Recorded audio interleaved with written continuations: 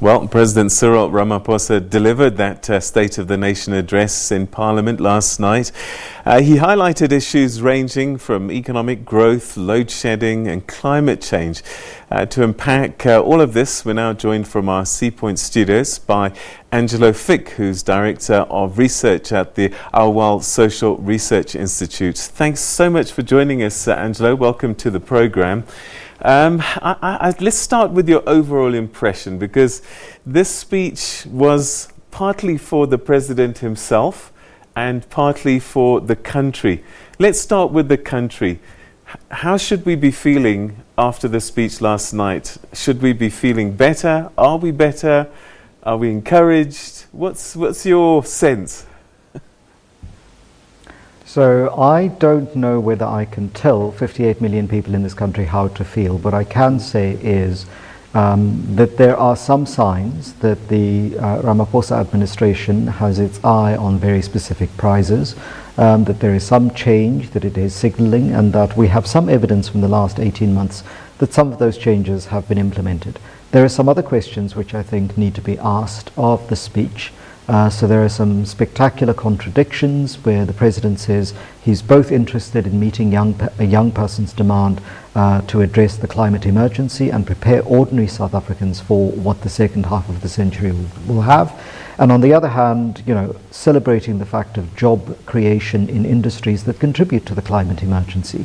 There are large swathes of money that have been dedicated and promised to certain kinds of projects. We know that we're a country that's already 50 billion in deficit on our annual budget. So where is that money going to come from?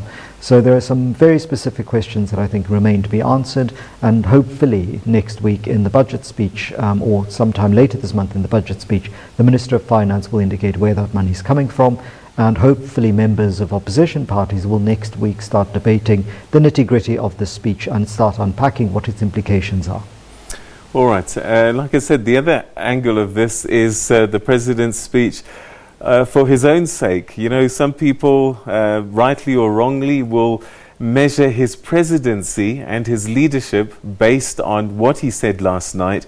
Do you think that it's helped him in terms of positioning himself as the guy to be in charge at this time, taking us forward?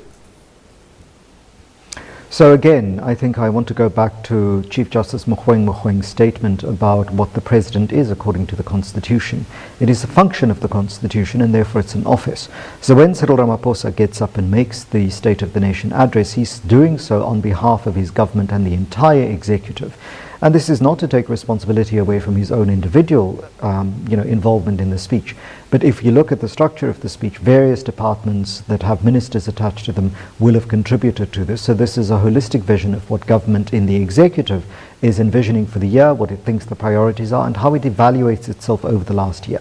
That we pin this on Mr. Ramaphosa is, I think, important, but we must remember that he simply stands in as the metonym for the larger executive branch that is being accountable here.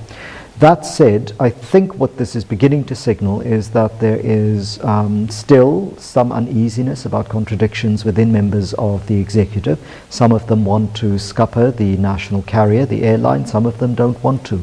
And those kinds of distinctions and divisions, I think, need to be sorted out. Not that you want the kind of autocratic cabinet running that we had 20 years ago, but that you have to have people who speak with the same voice and sing from the same sheet if they're going to sit in the executive arm of government. If government policy in the executive is untenable to somebody who is appointed as a minister or deputy minister, the ethical thing for them to do is to resign.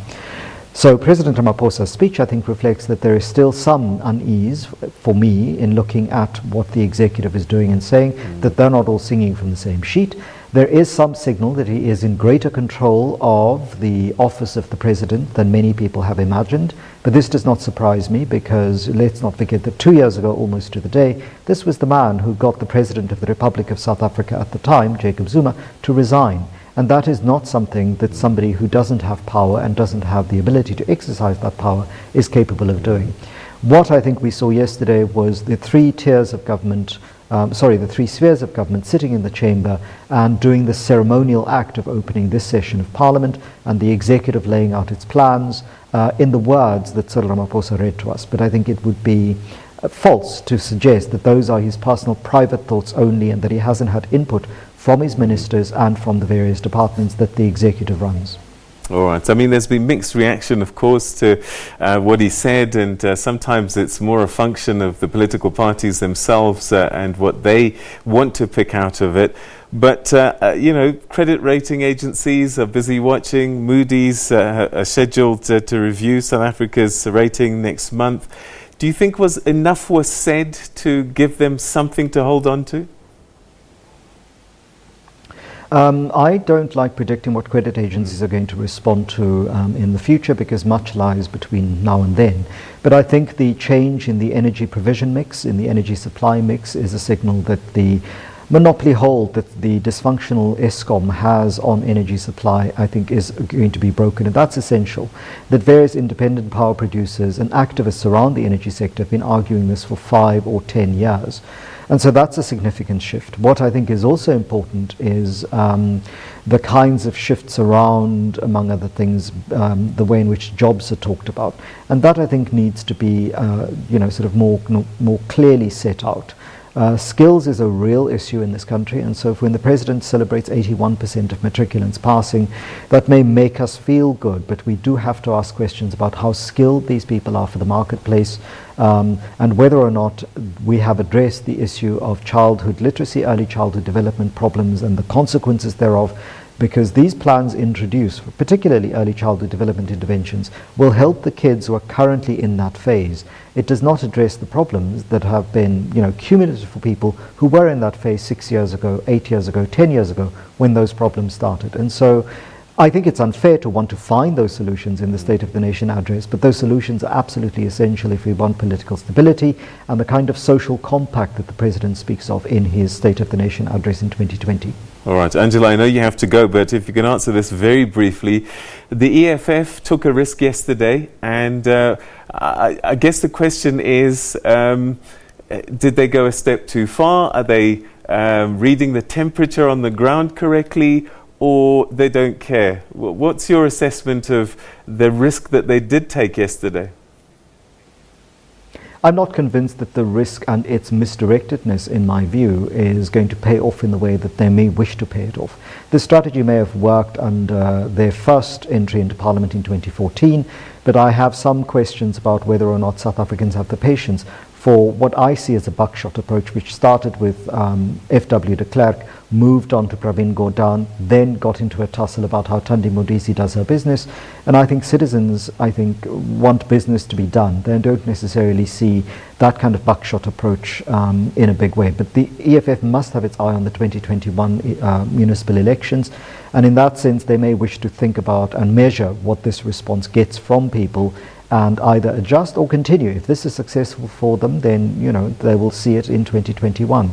I just have concerns about these kinds of broad stroke and broad shot approaches. I'm not sure they'll work. All right, Angelo, thanks very much indeed, as always, for your insights and your time.